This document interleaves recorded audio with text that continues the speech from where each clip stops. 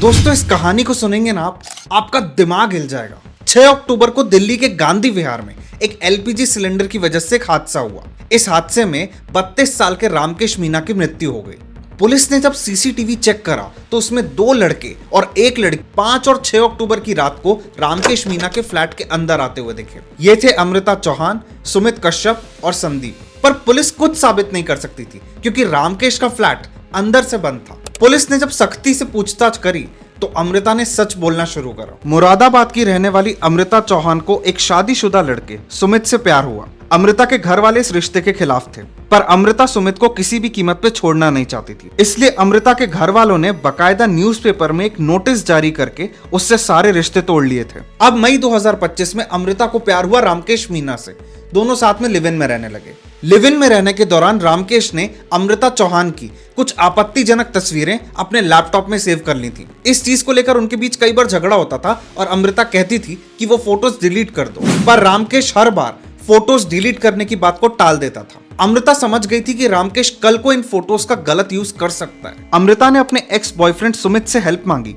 सुमित ने अपने दोस्त संदीप को भी इस प्लान में शामिल करा। दोस्तों इस केस का सबसे बड़ा पॉइंट यह है कि अमृता खुद एक बीएससी फॉरेंसिक साइंस की स्टूडेंट थी। उसे पता था सबूत कैसे मिटाए जाते हैं। किसी ऐसी जगह जहां अपराध हुआ हो उसको हादसा कैसे दिखाना है ये उसे बहुत अच्छी तरह पता था। 5 और 6 अक्टूबर की रात को अमृता, सुमित और संदीप रामकेश के फ्लैट में दाखिल हुए।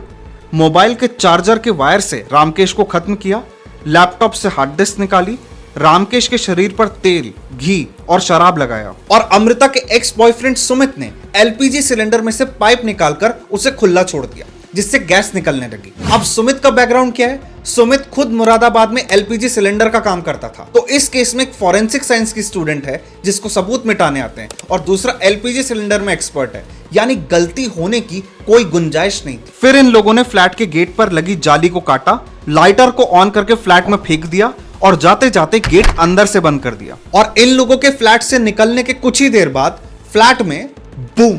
दोस्तों अभी तक जितनी इंफॉर्मेशन आई है उसके अकॉर्डिंग जब पुलिस ने रामकेश की हार्ड डिस्क की जांच करी तो उसमें 15 से ज्यादा महिलाओं के आपत्तिजनक फोटोज मिले हैं। अब कुछ लोग कह रहे हैं लड़की ने बहुत गलत करा, वो पहले से ही गलत लड़की थी, उसके घर वालों ने उसे निकाल दिया था। और कुछ लोग कह रहे हैं कि सारी गलती रामकेश मीना की है। आपको क्या लगता है इस केस में गलती किसकी है? मुझे कमेंट सेक्शन में बताइएगा।